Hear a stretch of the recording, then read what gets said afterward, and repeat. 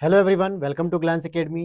दोस्तों, UPPCS mains 2025 और 2026 के लिए पेपर 5 और 6 यूपी स्पेशल की क्लास को हम लोग शुरू कर चुके हैं, जिसमें ऑलरेडी हमने 2 क्लास को कंप्लीट किया है। जिसमें सबसे पहले हमने पेपर 5 को कवर करना शुरू किया है और इसकी अभी तक आपको यूट्यूब पर पूरी 2 क्लासेस मिल चुकी होंगी, जिसमें पहले टॉपिक को कवर कर रहे हैं कि उत्तर प्रदेश का इतिहास। सही मायने में ये टॉपिक बहुत बड़ा है, क्योंकि इतिहास में केवल हमको प्राचीन ही नहीं बल्कि प्राचीन काल, मध्यकाल, आधुनिक काल भी पढ़ना है, फिर संस्कृति सभ्यता के बारे में भी पढ़ना है, कल्चर के बारे में भी पढ़ना है। बहुत बड़ा एक टॉपिक है, तो खत्म करना भी एक लेंथी काम है, लेकिन फिर भी हम लोगों ने कल तक बौद्ध धर्म को पढ़ लिया, महाजनपद काल को पढ़ लिया और पाषाणिक सभ्यता को भी पढ़ लिया। आज हम लोग जैन धर्म के बारे में थोड़ी सी चर्चा करेंगे, फिर उसके बाद हम सीधे मौर्य काल और मौर्योत्तर काल के बारे में बात करेंगे, जिससे जल्दी ही हम लोग एंशिएंट हिस्ट्री को कंप्लीट कर लेंगे। तो चलिए टॉपिक पर आते हैं। आप YouTube पर भी जाकर मेरे भाई देख सकते हो उस क्लास को, अगर आप लोगों ने नहीं देखा है तो मैं आपको बताया तो YouTube पर कहां पर आप जाएंगे, ये रहा। जब आप YouTube पर आएंगे यहां पर, एक मिनट, यहाँ पे इस तरीके से, तो इसमें 2 लेक्चर मैंने ऑलरेडी पोस्ट कर दिए हैं। ठीक है, 2 लेक्चर मैंने ऑलरेडी यहाँ पर पोस्ट कर दिए हैं। ये आपका लेक्चर 1 है जिसमें मैंने पूरी बात की है, फिर ये लेक्चर नंबर 2 है आपका, जो अभी कुछ देर पहले मैंने पोस्ट किया है। ठीक, चलो अब हम बात करते हैं सिलेबस की। सिलेबस के अंतर्गत जो हमें चीजें पढ़नी है मेरे भाई, ये तो हमारा पीवाईक्यू है, मेंस का पीवाईक्यू है, ये रहा। खुल जा, थोड़ा समय ले लेता है ना कभी कोई। ये हमारा टॉपिक चला उत्तर प्रदेश का इतिहास, सभ्यता, संस्कृति। पहले टॉपिक को हम लोग कवर कर रहे हैं पेपर 5 में, और इसके अंतर्गत हम लोगों ने जो सोर्स को फॉलो किया है वो हमारे खुद के लक्ष्य भेद हैंड रिटन नोट्स हैं, जिस पर हम लोग चर्चा कर रहे हैं कि किस तरीके से हम इस नोट्स के माध्यम से आपको पूरी चीजों को समझा रहे हैं, डिक्टेट करवा रहे हैं, ताकि आसानी से आप चीजों को समझ पाए। कल हम लोगों ने ये सभी चीजें पढ़ ली थी, गणराज्य को भी पढ़ा था, बौद्ध धर्म को भी पढ़ लिया था, और उसके बाद हमें पढ़ना था जैन धर्म। ठीक है, जैन धर्म को हमें पढ़ना है और उसके बाद चीजों को आगे बढ़ाएंगे। चलिए आते हैं फिर अपने टॉपिक में मेरे भाई। पूरे के पूरे नोट्स ये हैंड रिटन ही होंगे, सारे नोट्स होंगे इस तरीके से, केवल पेपर 1 ही मतलब 5 ही नहीं, पेपर 1 से लेकर 6 तक कंप्लीट मिलेगा। उसकी कंप्लीट इंफॉर्मेशन आपको कहाँ मिलेगी, तो वो आप इजिली इस नंबर पे जाके, ये हमारे पैम्पलेट है मतलब ग्लैंस एकेडमी का, जिसमें आप लक्ष्यभेद नोट्स के साथ जा सकते हो। जीएस पेपर 1 2 3 4 पूरे कंप्लीट है, और यूपी स्पेशल पेपर 5 और 6 है। नंबर यहाँ पे दिया हुआ है, इस पे आप व्हाट्सअप मैसेज कर लेना, या वही सेम नंबर मैंने यहाँ पे थोड़ा सा बड़ा करके लिख दिया है, आप मैसेज करोगे, वहां पे अपनी क्वेरीज पोस्ट कर सकते हो व्हाट्सअप मैसेज के थ्रू, कि व्हाट्सअप में मतलब मेंस के नोट्स चाहिए या प्रीलिम्स के चाहिए, जो भी चाहिए आप वहां पे बताओगे तो टीम आपसे कॉन्टेक्ट कर लेगी, आपको डेमो और सारा प्रोसेस आपको वहां पे मिल जाएगा। चलो अब ज्यादा टाइम नहीं, बाकी चीजें मैंने पहली दूसरी क्लास में बता रखी है, तो हम लोग आते हैं भाई अपने टॉपिक पे। जी हाँ, ये रहा हमारा टॉपिक। ठीक है सर, जी सर, बिल्कुल क्लियर हो गया सर। चलो भाई, टॉपिक आज हमारा रहेगा बौद्ध धर्म, हम लोगों ने कल कंप्लीट कर लिया था। जैन धर्म की हम बात करेंगे यहां पर। अच्छा, एक चीज और ध्यान रखना कि जैन धर्म का ज्यादा विकास जो है कि हमारे उत्तर प्रदेश में ज्यादा कुछ खास हुआ नहीं है, लेकिन एग्जामिनर के द्वारा भी क्या होता है कि जैन धर्म से ज्यादा वरीयता बौद्ध धर्म को दी जाती है। तो बौद्ध धर्म पे हमने पूरा डिटेल से कल चर्चा की थी। ठीक है, पूरा इसके बारे में हमने बताया था, ये सारी चीजें जो आपको देख रहे होंगे कि किस तरीके से अष्ट महास्थान के बारे में बात की गई है, इस तरीके से हम इसकी चर्चा कर रहे थे। ये सारी चीजें हमने की थी कल की क्लास में। जैन धर्म के बारे में बात करेंगे तो बौद्ध धर्म के साथ साथ जैन धर्म का भी प्रमुख स्थल उत्तर प्रदेश है, क्योंकि यहां पर अगर आप देखोगे जो जैन धर्म के संस्थापक हैं ऋषभ देव, या जिनको आदिनाथ भी कहा जाता है, उनकी जन्मस्थली अयोध्या है, और ऋग्वेद में उनके नाम की चर्चा भी देखने को मिलती है। अर्थात जैन धर्म बौद्ध धर्म से बहुत पुराना है, और उसका भी आपका प्रमाण के तौर पर अगर आप देखोगे तो उसके लिए भी जन्म स्थल कौन सा हो गया, आपका यूपी ही हो गया। ठीक है, तो इसलिए थोड़ा ये भी इंपॉर्टेंट हो जाता है। जैसे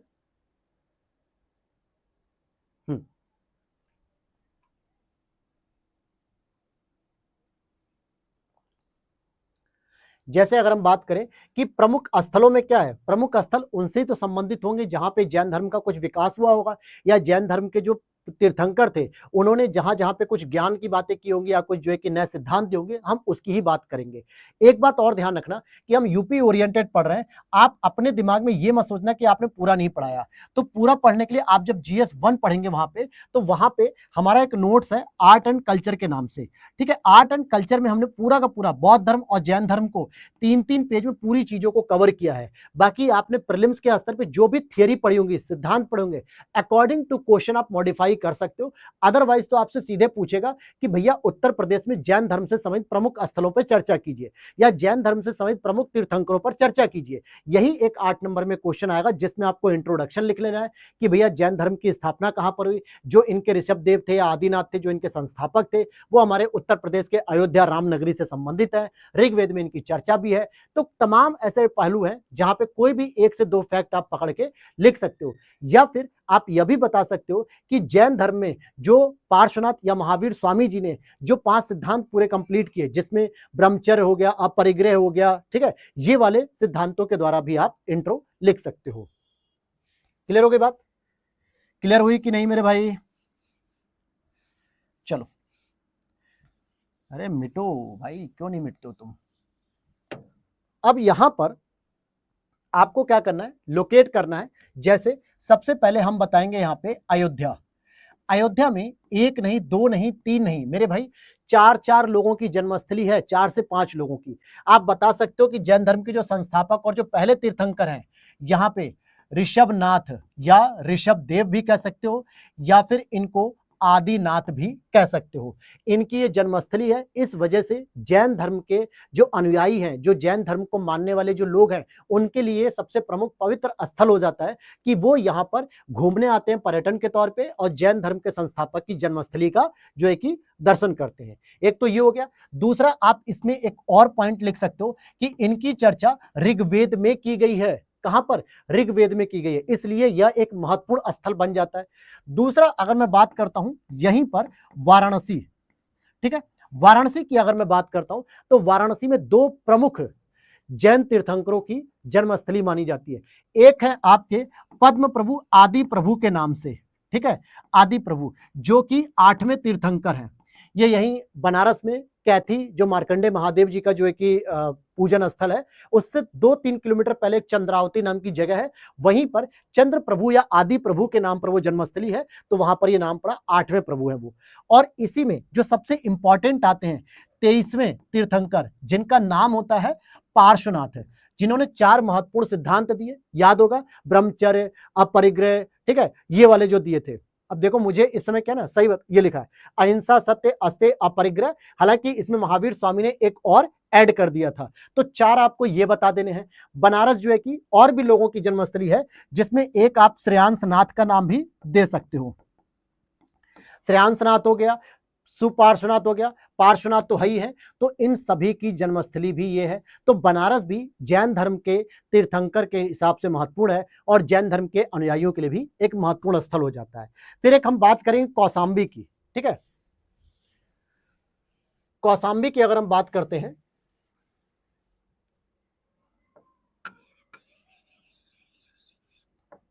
कौशाम्बी की अगर हम बात करते हैं तो मेरे भाई कौशाम्बी जितना महत्वपूर्ण बौद्ध धर्म के लिए है उतना ही जैन धर्म के लिए भी है। किसके लिए? जैन धर्म के लिए भी ये एक महत्वपूर्ण प्रमुख स्थल है। यहाँ पर कुछ स्तूप भी पाए जाते हैं और यहाँ पर कुछ पूजा गृह, जिनको हम लोग चैत्य भी कह देते हैं, वो भी यहाँ पर पाए गए हैं, ठीक है। पूजा ग्रह मतलब गृह कह देना चाहिए, पूजा घर जिसे हम कहते हैं। फिर इसी के साथ श्रावस्ती, एक श्रावस्ती भी इंपॉर्टेंट जगह है जहां पर कह सकते हो संभवनाथ और चंद्रप्रभानाथ की जन्मस्थली है। किसकी किसकी है? संभवनाथ हो गया और चंद्रप्रभानाथ। अब आपको लगेगा सर ये तो आपने लोकेशन तो बता दी, लेकिन मान लो अगर क्वेश्चन थोड़ा सा और इससे टफ आ गया, सिद्धांत के बारे में पूछ लिया। पहली चीज वो जीएस पेपर 1 के क्वेश्चन को 5 में इंक्लूड नहीं करेगा, सिद्धांत उसको पूछना होगा तो जीएस पेपर 1 में पूछेगा। फिर भी अगर पूछता है तो आप अपने दिमाग को क्यों रोकते हो? दिमाग के घोड़े दौड़ाओ और लिखना शुरू करो जो है कि उनकी जो जो पद्धति थी, उनकी जो जो पूजा पद्धति थी, जिस प्रकार से मुंह पे कपड़ा बांधते थे, कृषि कार्य को जो है कि नकारात्मक रूप से मानते थे कि भैया इसमें जीवों की हत्या होती है, इसलिए वो अतिवादी विचार विचार थे, आत्मा को मान रहे थे कि नहीं, कर्म को मानते थे कि नहीं, पुनर्जन्म में विश्वास था कि नहीं, संसार का निर्माण उन्होंने पंच तत्वों से जो बताया, ये सारे जो प्रोविजंस आपने अलग अलग जगह पे जो भी पढ़ा है उसको यहाँ पे इंक्लूड करना शुरू कर दो। फिर इनके जो त्रिरत्न थे, ठीक है, जो इनके ज्ञान थे वो यहाँ पर मेंशन करो, आप सारी चीजें लिखो ना। एग्जाम के क्वेश्चन के अकॉर्डिंग मॉडिफाई करना है, लेकिन मेरा जो इंपॉर्टेंट पॉइंट है यहाँ पे कि जैन धर्म के प्रमुख स्थल वो मैंने बता दिया। बाकी जब जीएस पेपर 1 आप नोट से पढ़े होगे तो वहां पे सारी की सारी थियरी है वो यहाँ पे इंक्लूड कर देना, वो according to question, demand to question की क्वेश्चन की डिमांड कैसी है, ये चीजें आपको करनी आनी चाहिए। एक और लोकेशन अगर आप जानना चाहते हो तो बागपत लिख सकते हो। बागपत में एक क्षेत्र है बड़ौत नाम का, ठीक है, वहां पर पार्श्वनाथ को जो है कि पूजा स्थल के रूप में आता है। पार्श्वनाथ जो बनारस के रहने वाले थे, मतलब बनारस में जन्म हुआ था, इनका ये पूजा स्थल माना जाता है बागपत में, बड़ौत में, ठीक है, तो वहां पर आप इसको भी मेंशन कर सकते हो। चलो आगे चले, जरा इसको इरेज कर दे। तो ये तो हम लोगों ने कल जैन धर्म बौद्ध धर्म पढ़ लिया था और आज हम लोगों ने जैन धर्म पढ़ लिया। अगला जो इंपॉर्टेंट टॉपिक है वो है आपका मौर्य काल मेरे भाई। अब आपके दिमाग में आएगा सर कि मौर्य काल में हम क्या पढ़े यूपी में। पहली चीज, पहले यहीं पे रुको, पहले आप ये बताओ कि जो मौर्य काल की हम बात कर रहे हैं इसमें मुख्य रूप से हम किस बात की करेंगे, मगध साम्राज्य के अंतर्गत की बात कर रहे होंगे। लेकिन मगध के अंतर्गत कुछ ऐसे शासक हो रहे थे मौर्य काल में जिनका विस्तार संपूर्ण भारत पे था और मुख्य रूप से यूपी के अंतर्गत भी था। जैसे आप सबसे इंपॉर्टेंट पहले अशोक के बारे में बात कर लो यहाँ पे कि अशोक ने किस तरीके से यहाँ पे जो है कि विहार बनवाए, किस तरीके से यहाँ पे सिंह स्तंभ बनवाए, किस तरीके से इन्होंने और भी जो अलग अलग जो जगह पे अपने जो शिलालेख थे, अभिलेख थे, उनको लिखवाया, इनके बारे में चर्चा कर सकते हो। तो और भी चंद्रगुप्त मौर्य के जो ताम्रपत्र अभिलेख हैं, कई जानकारियां जो यूपी में मिलती हैं मौर्य काल की, वो आपको लिखनी है, न कि पूरे इंडिया की या पूरे बिहार की नहीं लिखनी, केवल यूपी ओरिएंटेड लिखनी है, ठीक है। तो मौर्य काल से संबंधित, हालांकि इस पे प्रश्न बनने के बहुत कम चांस होते हैं, लेकिन डायरेक्ट अशोक के ऊपर प्रश्न बनते हैं तो वो हम लोग चर्चा करेंगे। जैसे चाणक्य की सहायता से घनानंद को पराजित कर चंद्रगुप्त मौर्य मगध का सम्राट बना। कौन बनता है भैया? चंद्रगुप्त मौर्य बनता है। कहां का बनता है सम्राट? ये मगध का बनता है। अब बहुत सारे एस्पिरेंट को समझ में ही नहीं आ रहा होगा कि सर हम इस नोट्स के साथ इसको पढ़े तो पढ़े कैसे, या आप जो चीज समझा रहे हैं वो लिखे कैसे। मैं फिर कहूंगा कि भाई हम केवल और केवल मेंस ओरिएंटेड अप्रोच को पकड़ के चल रहे हैं। बहुत कहानी नहीं लिखनी होती यार। बहुत सारे लोगों ने केवल मिथ फैला रखा है कि इतना नहीं करोगे, ये नहीं करोगे, वो नहीं करोगे तो आपका सिलेक्शन नहीं होगा। सबसे कीवर्ड्स पता है क्या सिलेक्शन के लिए? जितनी आप प्रैक्टिस करोगे लिखने की, आपके पास जो भी नॉलेज है, अगर मेरे भाई आपका प्रीलिम्स क्वालिफाई हुआ है, आप मेंस लिख रहे हो या अगले प्रीलिम्स को क्वालिफाई करना चाह रहे हो, मेंस लिखना चाह रहे हो, तो कहीं ना कहीं आपने कुछ चीजें तो पढ़ी होंगी, नॉलेज तो होगी, बस उसको ऑर्गेनाइज्ड फॉर्म में लिखने की कला को ही मेंस आंसर राइटिंग कहते हैं और कुछ नहीं। जितने भी बिखरे हुए आपके तथ्य हैं, आप उसको ऑर्गेनाइज फॉर्म में अगर लिख लेते हो तो वही आपकी मेंस कहलाने की कला होती है, लिखने की कला होती है। तो इन पे मत जाओ कि बहुत परफेक्शन खोजे, नहीं। आपने तमाम वीडियो देखी होंगी, दिव्य कीर्ति सर की या खान सर की देखी होंगी या और भी बड़े बड़े टीचर्स की देखी होगी, वो यही कहते हैं कि अगर आप पहले दिन से ही अपनी आंसर राइटिंग में परफेक्शन ढूंढोगे तो शायद आप एक भी आंसर नहीं लिख पाओगे। लेकिन अगर आप परफेक्शन को छोड़ के जो भी आपको पता है उसके बारे में बस लिखना शुरू कर दो क्वेश्चन से रिलेटेड, आप देखोगे लिखते लिखते 10, 20, 15, 25 क्वेश्चन लिखने के बाद आप में परफेक्शन भी आने लगेगा, धीरे धीरे चीजों को ऑर्गेनाइज फॉर्म में रखना भी आने लगेगा, फ्रेमिंग करना आने लगेगा और यूटिलाइज करना आएगा कि क्या क्वेश्चन की डिमांड है और मैं क्या लिख रहा हूं। ये चीजें आप धीरे धीरे सीख लोगे मेरे भाई। ये चीज मानो, कबीरा का एक दोहा है ना कि माली सींचे 100 घड़ा फल होए ऋतु आए, मतलब कि चाहे आप 100 घड़ा पानी डाल दो, चाहे 100 बाल्टी पानी डाल दो, फल तभी आएगा पौधे पे जब उसका समय आएगा। यानी धीरे धीरे जो है कि सारा काम होता है, एक दिन में कोई आंसर राइटिंग नहीं होती है। आप अगर इस फील्ड में 2-3 साल से तैयारी कर रहे हो, आपका प्रीलिम्स नहीं निकल रहा और मान लो पहली बार आपका प्रीलिम्स निकला है, तो क्या पहले अटेम्प्ट में निकला था? अगर नहीं निकला तो आपने ये देखा ना कि यार इसमें और मेहनत करनी मुझे, तब मेरा प्रीलिम्स निकल पाएगा या मेंस लिख पाऊंगा। बात समझ में? तो इसी तरीके से चीजों को यहां सीखना है। चलो, चंद्रगुप्त मौर्य, अब उसके साम्राज्य में कोसल, काशी, पंचाल समेत आज का संपूर्ण यूपी समाहित था। हालांकि चंद्रगुप्त मौर्य के समय में ही पूरा भारत जो है कि उसके शासन के अंतर्गत था। तो हमें भी तो कुछ कीवर्ड्स यूज करने, हम तो कह रहे हैं कि यूपी कहाँ बाहर था, यूपी तो था ही था चंद्रगुप्त मौर्य के साम्राज्य में, लेकिन इसमें हमने कुछ महाजनपद के नाम दे दिए क्योंकि महाजनपद और मौर्य काल का लगभग संबंध एक जैसा ही है, बना हुआ है। तो हमने दे दिया कौशल, काशी, पंचाल, ये सभी क्षेत्र उस समय से ही जो है कि इनके नियंत्रण में है। तो ये चीज होगी। फिर इसके बाद हम यहां पर एक और चीज अगर हम लिखना चाहें, अगर हम एक और चीज लिखना चाहें यूपी के अंतर्गत, ठीक है, यूपी के अंतर्गत, तो चंद्रगुप्त मौर्य का एक अभिलेख मिलता है जिसको हम लोग कहते हैं ताम्रपत्र अभिलेख। क्या कहते हैं,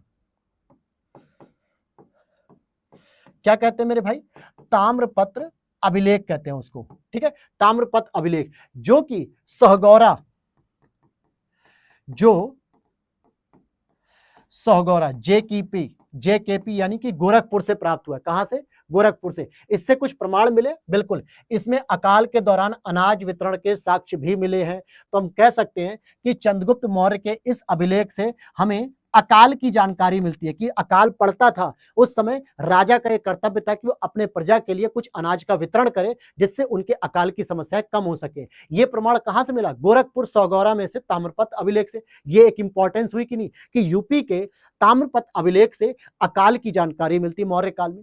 इंपॉर्टेंट पॉइंट हो गया। फिर अशोक के बारे में बात करेंगे। तो अब यहां पे चंद्रगुप्त मौर्य के बाद जो हम अशोक के बारे में बात करते हैं,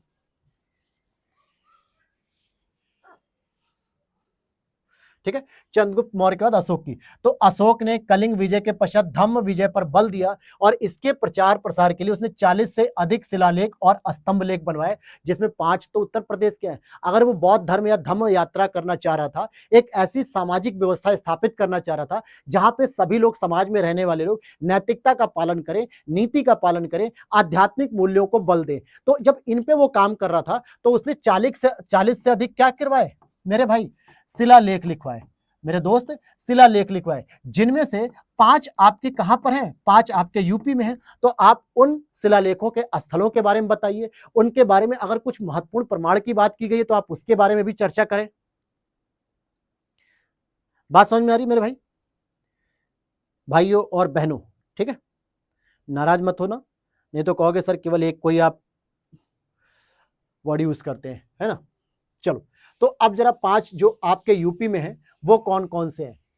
अब फिर मैं कहूंगा कि आपको लिखना ही बस इसी तरीके से है, बस आप इंट्रो लिखते चलो, वो टेस्ट सीरीज से आपको सीखना। मैं फिर कह रहा हूं कि आप इंट्रो अगर इस नोट्स में ढूंढ रहोगे तो शायद कुछ जगह मिलेगा, कुछ जगह नहीं मिलेगा, लेकिन टेस्ट सीरीज जब आप ज्वाइन करोगे तो इन्हीं फैक्ट को यूज करके आप वहां से बहुत सारी चीजें सीख पाओगे। जैसे अगर मैं कहूं कि यूपी में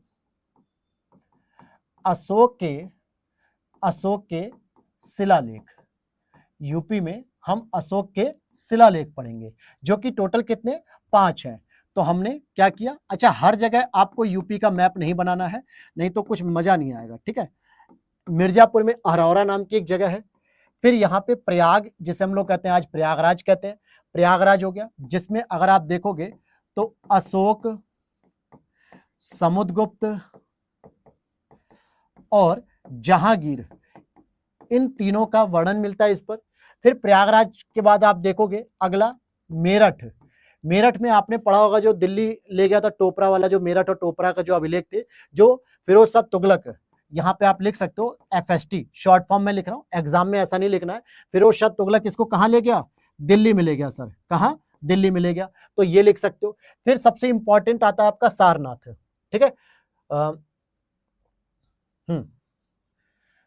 फिर जो सबसे इंपॉर्टेंट आता है वो एक होता है सारनाथ का, जहां पर आप लिख सकते हो कि सारनाथ के अंतर्गत अगर आप देखोगे, यहां देखो सारनाथ में क्या है, लॉयन कैपिटल यानी कि सिंह सीड्स को भारत का राजकीय चिन्ह माना गया, और इसी में इसने संघ में फूट डालने वालों को चेतावनी भी दी, चुनौती दी कि अगर आप बौद्ध संघ में भिक्षु संघ में अगर फूट डाल रहे हो तो कहीं ना कहीं आपको सजा मिलेगी। और आखिरी एक कौशाम्बी का जो रानी करुवाकी के दान पुण्य की बात करता है, जो उसकी पत्नी थी अशोक की, रानी करुवा की, उनके बारे में बात होती है और उनके पुत्र तीवर का भी उल्लेख इसमें देखने को मिलता है। तो ये 5 महत्वपूर्ण चीजें हैं अभिलेख जहां से अशोक या मौर्य काल के साम्राज्य की जानकारी मिलती है। ताम्रपत्र का सौगौरा अभिलेख जहां से अकाल की जानकारी मिलती है। तो यही सब चीजें तो आपको वर्णन करनी है यूपी के अंतर्गत।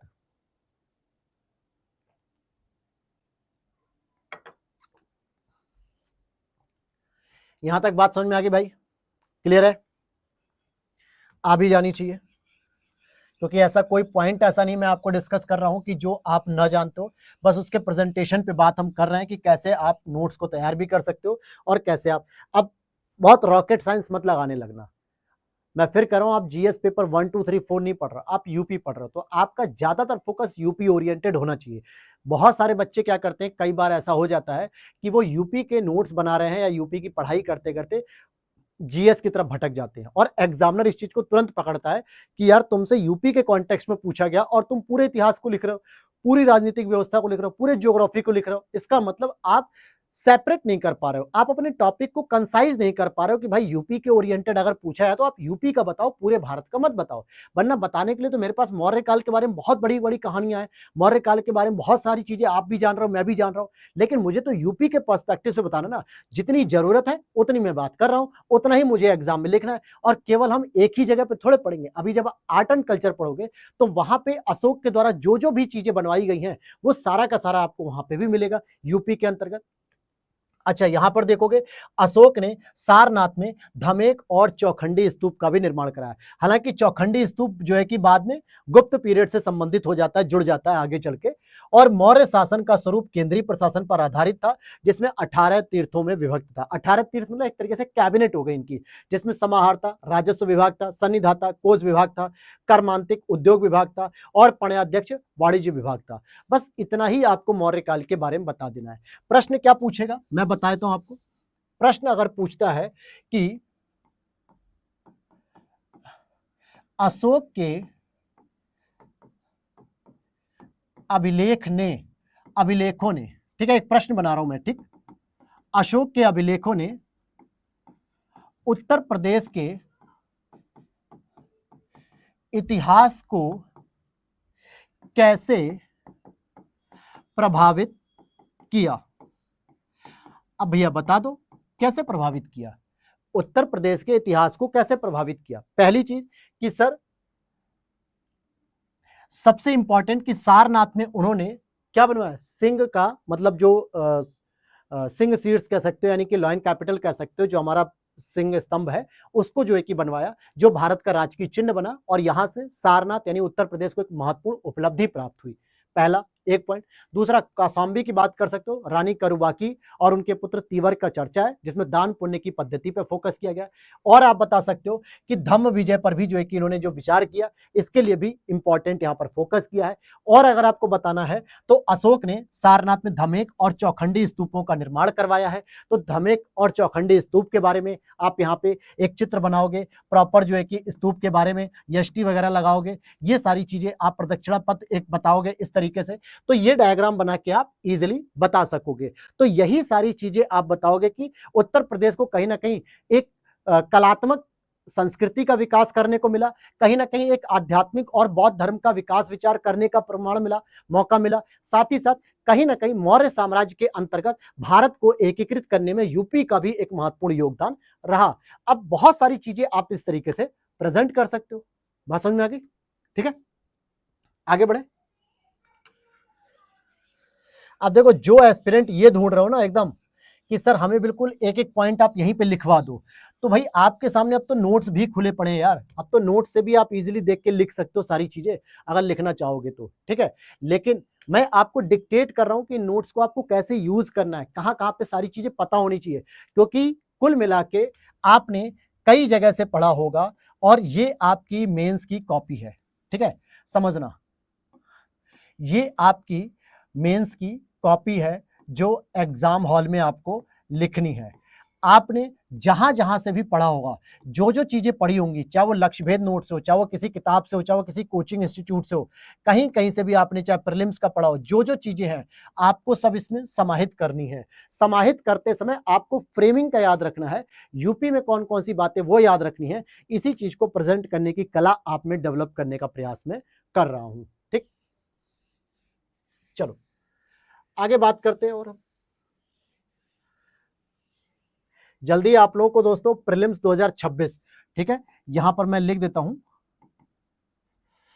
प्रीलिम्स 2026 के लिए शॉर्ट नोट्स प्रोवाइड करने वाला हूं घटना चक्र के, ठीक है, और उनकी क्लासेस भी मैं लेकर आने वाला हूं, क्योंकि ये नोट्स लगभग बस तैयार होने की फेज में ही चल रहा है, कुछ समय और लगेगा 10-15 दिन का, तो कहीं ना कहीं काफी सब्जेक्ट आपके कंप्लीट हो चुके हैं नोट्स, तो अपडेट कर रहा हूं मैं, जो कि इसकी क्लासेस भी प्रोवाइड कराऊंगा और नोट्स भी प्रोवाइड करा दिए जाएंगे, सारी अपडेट आने वाली है। ठीक है, तो याद आ गया तो मैंने आपको बता दिया। चलो आगे चलते हैं मौर्योत्तर काल। अब जरा यार मौर्योत्तर काल की अगर हम बात करते हैं तो इसमें हमें कौन कौन सी चर्चा करनी होगी मौर्योत्तर काल में सबसे इंपॉर्टेंट। अब यहां पर आपको जो मौर्योत्तर काल है वहां से प्रश्न बनने की संभावना बहुत कम रहेगी, क्योंकि ऑलरेडी आप जब इतिहास में पढ़ते हो तो मौर्योत्तर काल के पास वैसे भी कंटेंट बहुत कम होता है, लेकिन एक वंश ऐसा है जहां पर आपको जानकारी होनी चाहिए, वो है कुषाण वंश। जीएस पेपर में आपने कुषाण के बारे में बहुत अच्छे से पढ़ा होगा, कुजुल कटफिसस, विम कटफिसस, कनिष्क के बारे में पढ़ा होगा। तो यहाँ पर हम स्पेशली जो उत्तर प्रदेश के अंतर्गत रहते हुए कनिष्क या कुषाण वंश का सबसे बड़ा योगदान रहा मथुरा कला का विकास करना, इस पे हम लोग थोड़ी सी एक ब्रीफ जानकारी लेंगे। जैसे मौर्योत्तर काल में अगर शुंग वंश की बात करूं तो इनके जो संस्थापक थे कौन थे, इनके जो संस्थापक थे वो पुष्यमित्र शुंग थे। इनका एक अभिलेख है जिसको हम लोग अयोध्या अभिलेख के नाम से जानते हैं, अयोध्या अभिलेख के नाम से हम इनको जानते हैं, जिनमें यह जानकारी मिलती है कि इन्होंने 2 अश्वमेध यज्ञ किए हैं। कितने किए हैं मेरे भाई? 2 अश्वमेध यज्ञ भी किए हैं। तो ये इनकी जानकारी हमें उत्तर प्रदेश के अयोध्या अभिलेख से मिलती है, तो ये इंपॉर्टेंट हो गया। साथ ही साथ अश्वमेध यज्ञ का उल्लेख किसमें मिलता है, तो आप लिख सकते हो कि कालिदास का एक नाटक है मालविका अग्निमित्रम, क्योंकि अग्निमित्र जो था वो इसका पुत्र था और मालविका के साथ उसके प्रेम प्रसंग की एक कहानी लिखी गई है, उसी में इन्होंने लिखा है कि अग्निमित्र के पिता अर्थात पुष्यमित्र शुंग ने 2 अश्वमेध यज्ञ भी किए हैं। ठीक है, और कुषाण शासक कनिष्क के, अब बात करें कुषाण शासक कनिष्क के पुरुषपुर यानी पेशावर से शासन करते हुए मथुरा को अपनी दूसरी राजधानी बनाया था। किसने बनाया? कुषाण शासक कनिष्क ने बनाया था। ठीक है, तो हम यहां पे क्या बताएंगे, जो कनिष्क है वो कुषाण शासक हैं, ठीक है, जो कि मौर्योत्तर काल से संबंधित है, और इन्होंने क्या किया, पेशावर से शासन करते हुए ही इन्होंने क्या किया, मुख्य रूप से अगर मथुरा को अपनी दूसरी राजधानी बनाया। मथुरा को क्या बनाया इन्होंने? एक राजधानी भी इन्होंने बनाया मथुरा को, और मथुरा को जब इन्होंने राजधानी बनाया, ठीक है, मथुरा को इन्होंने राजधानी बनाया और वहां पर मुख्य रूप से कला का विकास किया, वहां पर मुख्य रूप से एक कला का विकास किया जिसका नाम पड़ा मथुरा कला। तो क्या कहेंगे हम इसमें कि कनिष्क के शासन काल में मथुरा कला का विकास हुआ और इसी के साथ गांधार शैली का भी विकास हुआ, और दोनों ही मूर्ति कला से संबंधित थी। किससे संबंधित थी? मूर्ति निर्माण की कला से। और यह माना जाता है कि मथुरा कला में ही, क्या माना जाता है कि मथुरा कला में ही महात्मा बुद्ध की पहली मूर्ति का निर्माण हुआ। मथुरा कला में ही जो महात्मा बुद्ध थे उनकी मूर्ति का निर्माण होता है मथुरा कला में। तो ये आप देख सकते हो कि बौद्ध धर्म के लिए एक महत्वपूर्ण उपलब्धि है कि भैया मथुरा कला में ही महात्मा बुद्ध की सबसे पहले मूर्ति निर्माण की जाती है, और इसका विकास मौर्योत्तर काल में कुषाण शासक के अंतर्गत हुआ। हालांकि कनिष्क ने मथुरा में खर पल्लान और वाराणसी में वनस्पर को अपना राज्यपाल भी नियुक्त किया था। तो ये मौर्योत्तर काल से संबंधित कुछ बात हो गई। अगर वो प्रश्न पूछना होगा तो उसे GS1 में पूछेगा, नहीं तो इसमें अगर पूछेगा तो डायरेक्टली पूरा मौर्योत्तर काल को कवर करते हुए पूछेगा, जिसमें आपको शुंग वंश की जानकारी दे देनी और कुषाण वंश की जानकारी सबसे ज्यादा इनकी देनी है। बात क्लियर हो गई यहां तक? चलो, तो आज की क्लास हम लोग बस यहीं पे होल्ड करें, क्योंकि मुझे कुछ थोड़ा सा काम है मेरे दोस्त। तो आज हमने बस जो 2 पॉइंट पढ़ने थे कि जैन धर्म को पढ़ा, मौर्योत्तर काल को पढ़ा, मौर्य काल को पढ़ा। कल हम लोग इसको गुप्त काल को भी पढ़ लेंगे, ठीक है, कल हम लोग इसको गुप्त काल को पढ़ लेंगे, फिर हर्षवर्धन का काल आएगा। धीरे धीरे हम लोग जल्दी से जल्दी इसको कंप्लीट कर लेंगे। बहुत ज्यादा परेशान नहीं होना है, डिटेल में जो है कि चीजों को समझते हुए चलेंगे। मैं फिर कहूंगा कि आप पूरी कहानी सीखने के पर्पज से यहाँ मत बैठना, यहाँ पे बस इस नोट्स का यूज कैसे करना है, कैसे इन पॉइंट्स को लिखा गया तो एग्जाम में कैसे लिखना है, कैसे डिक्टेट करना है, पॉइंट आउट कैसे करना है, ये चीजें आपको मैं ब्लूप्रिंट के तौर पर समझा रहा हूं। तो ये चीजें ध्यान रखना कि हम लोग मेंस के अप्रोच को लेकर चल रहे हैं कि कैसे हमें चीजों को कवर करना है। ठीक है, तो उम्मीद करता हूं, ठीक है मेरे भाई। तो बाकी क्लास हम लोग कल की क्लास में पढ़ेंगे। और बाकी अगर आप में से जिनको भी ये पीडीएफ चाहिए होगी, तो पीडीएफ के लिए क्या करना है, आपको इसी नंबर पे व्हाट्सअप कर लेना, मैसेज करके पूरी जानकारी ले लो। प्रीलिम्स की, मेंस की, जो भी लक्ष्य भेद नोट्स हैं, यूपी स्पेशल के नोट्स हैं, वो सारी जानकारी वहाँ पे हमारी टीम के द्वारा मिल जाएगी। केवल एक चीज़ रिक्वेस्ट रहेगी कि आपको मेरे भाई बस व्हाट्सएप पे मैसेज करना है। अगर आप कॉल करोगे तो हो सकता है आपको कॉल का रिप्लाई ना मिले, ठीक है, क्योंकि टीम के मेंबर जो है कि बार बार लाइब्रेरी से बाहर निकलते हैं तो वो परेशान होते हैं। तो सबसे बेहतर है आप मैसेज करिए और मैसेज का रिप्लाई आपको मिलेगा, वो सारी चीज़ें आपको वहाँ पे बता दी जाएंगी। तो जय हिंद, जय भारत।